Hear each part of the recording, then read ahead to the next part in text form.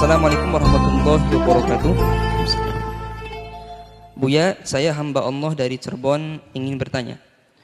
Buya, tentang kebijakan pemerintah seperti pembatasan sosial berskala besar (PSBB), terutama di Jakarta yang banyak menimbulkan polemik ke usaha menengah ke bawah. Dari sedikit penghasilan, bahkan tidak ada penghasilan sama sekali. Bahkan banyak ribuan karyawan di PHK. Juga yang terkena imbasnya kepada pekerja harian seperti ojol, supir angkot, dan lain-lain. Sudah sepi, tidak boleh atau dibatasi bawa penumpang dan lain-lain. Sedangkan bantuan dari pemerintah belum tersalurkan secara merata dan cepat. Kasihan saya melihat fenomena sekarang. Orang-orang cari untuk makan sendiri saja kesusahan. Belum buat keluarganya, apalagi kebutuhan yang lainnya. Ini juga tidak lepas dari tanggung jawab pemerintah. Bagaimana tanggapan Buya mengenai hal ini? Terima kasih Buya. Bismillah. Yang pertama yang harus kita fahami bahwa hal tersebut, pembatasan sosial tadi, skala besar itu kan ada tujuannya. Hibur hatimu dengan tujuan tersebut sehingga akan mudah lapang. Tujuannya adalah kebaikan agar selama ini yang dikhawatirkan itu tidak terwujud. Dan itu perintah Allah agar kita ikhtiar menghindarkan diri kita dari hal-hal yang membahayakan diri kita. Ini yang pertama. Tujuannya adalah baik.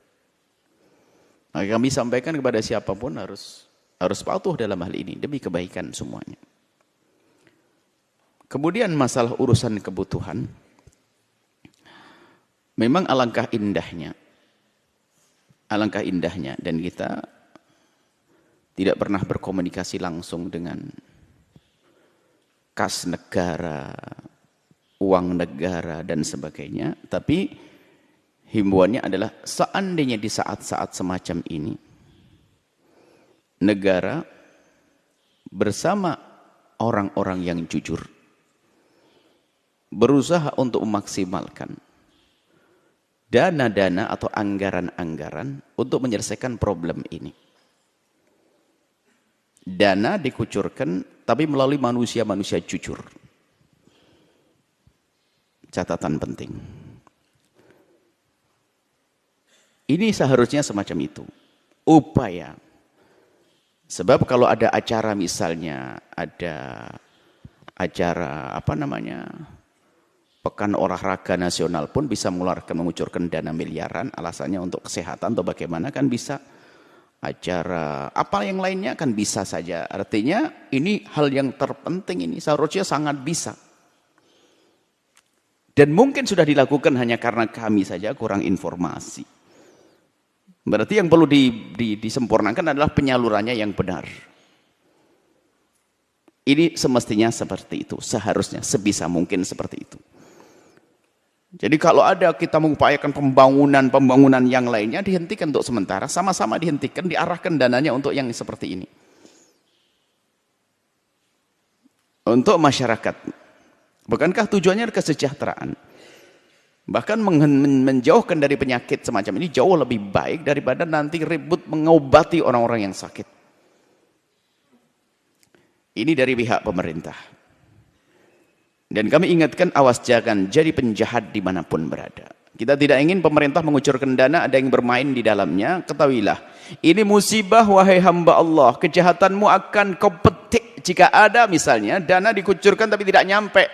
Bermain di balik ini semuanya, subhanallah. Menari di atas tangisnya manusia. Tidak ada penjahat lebih jahat dari orang itu. Ini wanti-wanti. Jangan sampai ada. Kita punya Tuhan, ada hitungannya. Semua ada hitungannya, maka jujur semuanya. Bahkan jangan mengambil kalau perlu memberi. Bahkan kalau memang dari pemerintah mengucur uang 100 juta, saya akan tumpangi uang saya 5 juta. Saya juga ingin berjuang di dalamnya. Sebab banyak penjahat-penjahat halus itu bermain, memanfaatkan kesempatan di dalam kesempitan.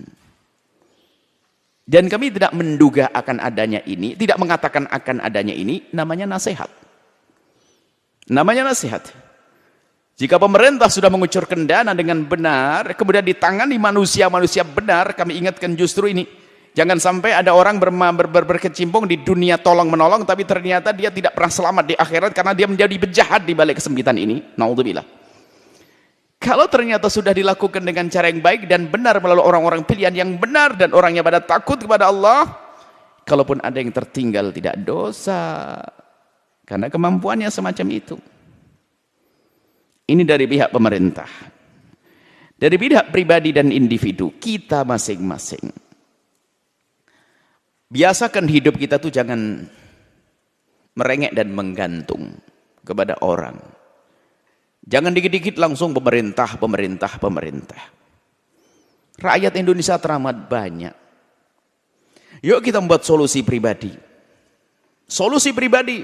Sebab begini, kalau sudah solusi itu kita gantungkan kepada sesuatu yang jauh, kita tidak pernah mencoba untuk mencari solusi yang dekat. Anda.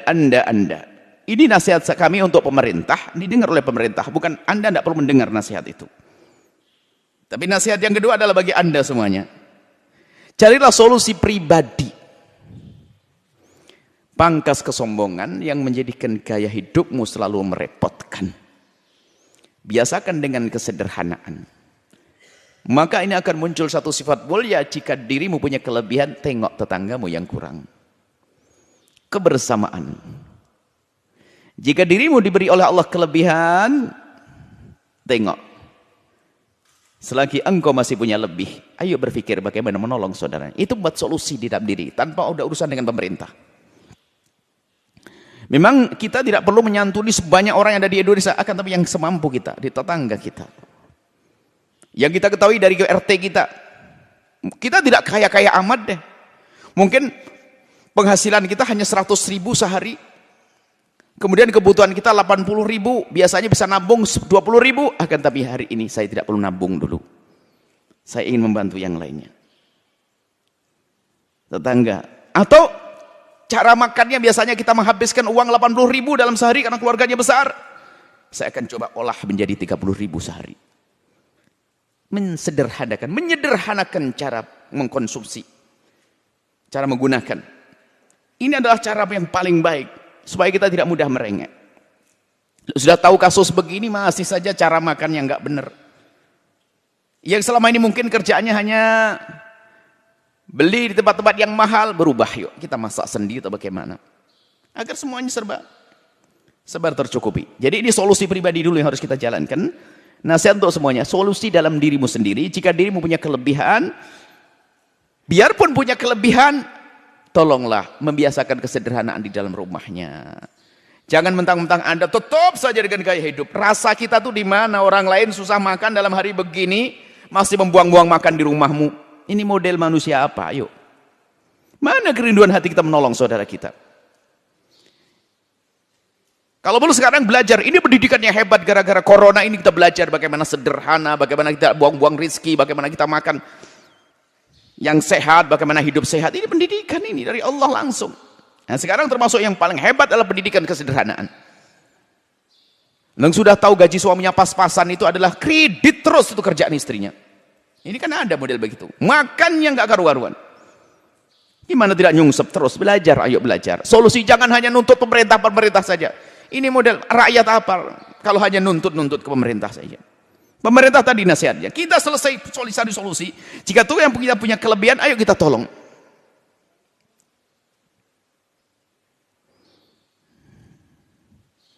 Kita tolong saudara kita.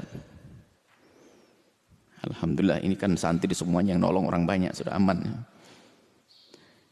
Yang di luar. Nah, kalau ternyata diri kita adalah orang yang tidak mampu, sama kasusnya, gaya hidup kita pun yang diatur. Kalau kemarin kita makannya satu keluarga berlima, setiap anak dapat telur satu-satu, sekarang dikurangi deh telurnya 2 saja di dadar, tambah tepung, nanti yang penting cukup. Gitu, menyederhanakan cara makan. Jadi solusinya kita buat sendiri, bukan nuntut. Kita tidak, Tidak sedang gaya orang dikit-dikit pemerintah, pemerintah, pemerintah, pemerintah, pemerintah, pemerintah. Sama juga kalau pemerintah nggak peduli, kita juga perlu mengingatkan. Kalau dari kita dikit-dikit pemerintah urusan, kita buat solusi sendiri juga. Solusi sendiri tidak harus mendapatkan uang dari banyak ini. Mensederhanakan cara hidup. Gaya hidup sederhana, dicukup-cukupkan. Kalau biasanya sebulan kita perlu 300.000, gimana kita pastikan? Musyawarah dengan anak-anak. Kita kondisi seperti ini, nak. Semoga kita sehat. Sebulan kita jadi 150, bagaimana? Bisa untuk sebulan jadi 2 bulan. Begitu seterusnya. Jadi biasakan mencari solusi pribadi. Dan menjadilah orang yang biasa seperti itu. Tidak merengek. Tidak mengeluh. Karena keluhan itu sendiri juga sakit yang baru lagi. Nah, kalau sudah biasakan dengan sederhana, kira-kira apa sih yang susah? Kadang gaya hidup, Masya Allah, belanja saja harus di supermarket besar. Gayanya pakai tas begitu, nanti kemudian kelihatan sama tetangganya. Sorry ya, pasar tradisional nggak mau, ribet. Sok bener ini orang. Biasakan dengan sederhana. Kalau pergi ke pasar, menu yang mengatur adalah apa? Yang ngatur adalah pasar. Mana yang paling murah deh, saya beli, kan begitu. Nggak usah dari rumah, saya harus beli. Pokoknya sekarang hari ini saya harus makan tumis kangkung. Tak tahu di pasar kangkung mahal. Bayam murah, beli bayam dong. Kan begitu. Cerdas-cerdaslah di dalam mengatur cara hidupmu dalam rumah tanggamu. Ini adalah solusi di dalam diri kita. Sederhana, cerdas, kemudian yang lebih dari itu adalah takut melakukan yang haram. Kalau orang takut kepada yang haram, Allah akan mudahkan yang halal. Kalau kita sudah coba-coba yang haram, tidak akan ditolong oleh Allah. Sudah rizki nipis, mudah melakukan yang haram, tidak ditolong oleh Allah. Kita tidak ingin dengan adanya semacam ini, seperti yang sering disuarakan, imbasnya buah daripada yang demikian biasanya ada kejahatan. Kejahatan akan hadir dari orang jahat. Tapi kalau Anda orang baik, biarpun dengan kekurangan dan hidup pas-pasan, tidak akan jahat. Pilih jadi apa Anda. Kurang lalu jahat, atau cukup baik, ada cukup jahat. Sudah cukup jahat lagi. Dirinya cukup, rumahnya cukup. Tapi ternyata itu tadi penjahat. Ada bantuan-bantuan diambil misalnya.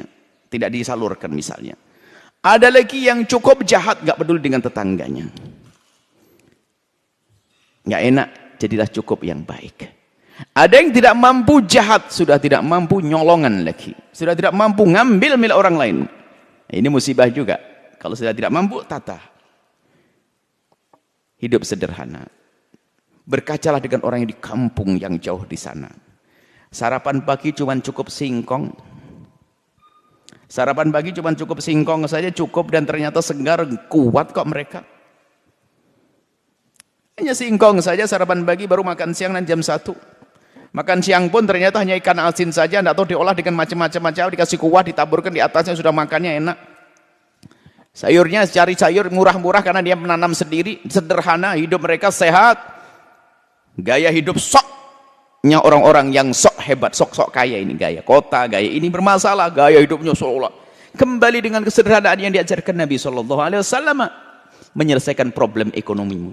Baik dalam krisis semacam ini, kasus virus corona atau tidak. Kalau sudah punya prinsip hidup seperti ini, dimanapun kita akan merasa nyaman, aman, tenang. Cara hidupmu adalah dengan kemampuanmu. Jangan ngikut cara hidupnya orang lain. Sederhana adalah solusi. Kemudian takut kepada Allah. Kemudian setelah itu lihat, Allah tidak akan membiarkan hambanya terlantar kalau dia dengan Allah.